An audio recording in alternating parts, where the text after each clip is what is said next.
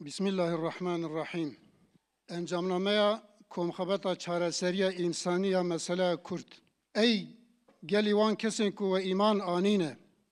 Ji bo Xwedê heqiye îqame bikin û bi edalet şahidiye bikin. Meseleya Kurd yek ji pirsgirêkên bingehiyên Tirkiyeyê ku ji Kur ve ji hêla civakî, siyasî û çandî ve bandoreke zêde li hebûna wê dike. Ev mesele ji ber ku Xwedî karakterekî kûr, dîrokî û piralî ye, tenê duwarê ewlekariyê de an jî asayişiyê de nabe were temaşekirin. Ev ernigariye ku Kurd di seranserê dîrokê de li jiyanê di sed sala dawî de di nav sînorên çar welatên cuda de mayiye. Ev rewş bi rastî mümkün bû ku wekî çavkaniyek dewlemendiyê were hesibandin û çand, ziman, baweriyên cuda bi hev re bijîn. Lêbelê li şûna pêşxistina vê potansiyelê polîtîkayên nasyonalîst ku ji hêla dewleta netewperest ve hatine çêkirin, pratikên neheq û neqanûniyên wekî asîmîlasyon dersînorkirin û zextê anîne holê. Kurd bi dîrok, bawerî, kevneşopî û mîrasa xwe ya çandî unsurekî bingehî ê vê herêmê ne. Bi sed salan e Kurdan çaranûsek hevpar bi gelên din ên li heman axan dijîn re par vekirine, kêfxweş û xemgîniyan par vekirine. Beşdariyên wan duwarên zanist, rêveberî û perwerdehiyê de bi taybetî mîrasa zanistî û manewiya ku ji hêla kevneşopiya medreseyan ve şekil stendiye bi giringî beşdarî tevna çandiya herêmê bûne. Polîtîkayên înkar, asîmîlasyon û zordariyên ku ji teref damezrandina komarê ve hatine meşandin, bi hedefgirtina nasname, ziman û çanda Kurd, birînên kûr di bîra civakê de vekirine. Di vê pêvajoyê de pêwîst bûye ev zihniyeta ku cudahiyan wekî tehdîd dibîne û cihêrengiya civakî hem ji hêla rewşenbîrî hem jî ji hêla qanûnî ve tepeser dike, were pirsyakirin û were derbaskirin.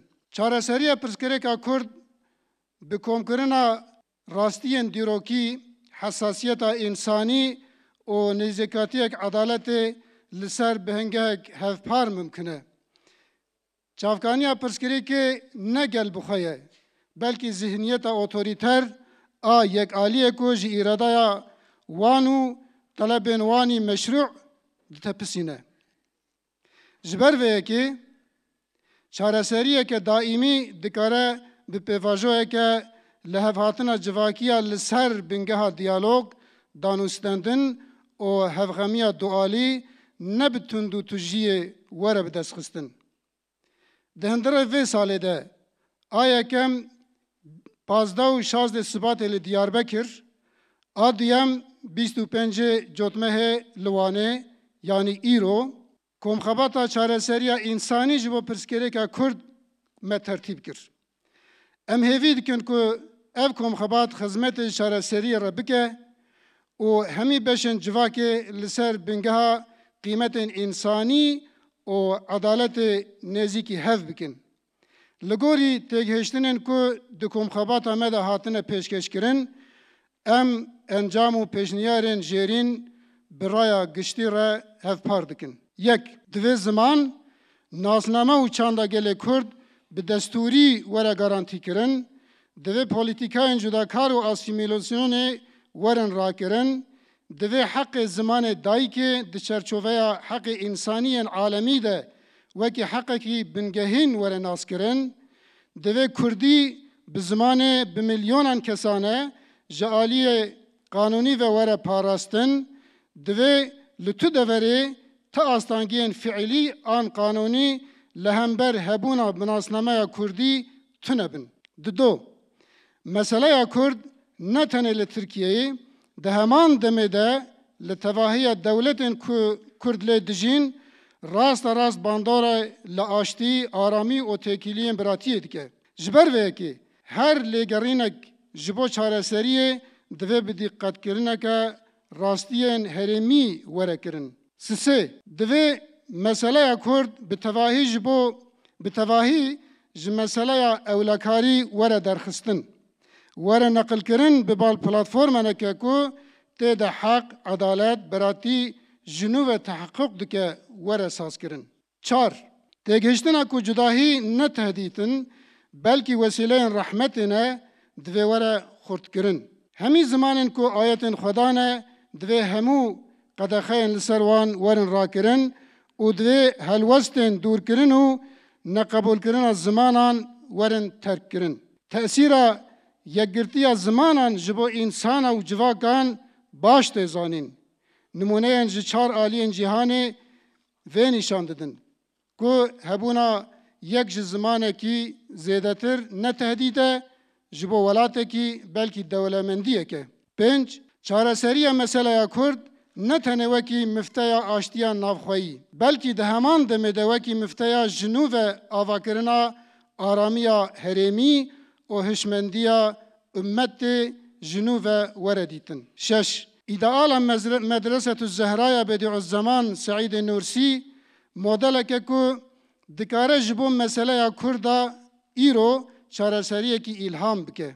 گر جوانن کرد زمانن دن فیر ببن و به زمان خو پروردهی ببینن ده بشداری حوزه زانینا هفپارا امت ببن و جداهین هرمی دولمند بکن. اف ویزیون نتنه پیدویک هرمیه ایدالک عالمیه جبو احیا کرنا امتی. 7.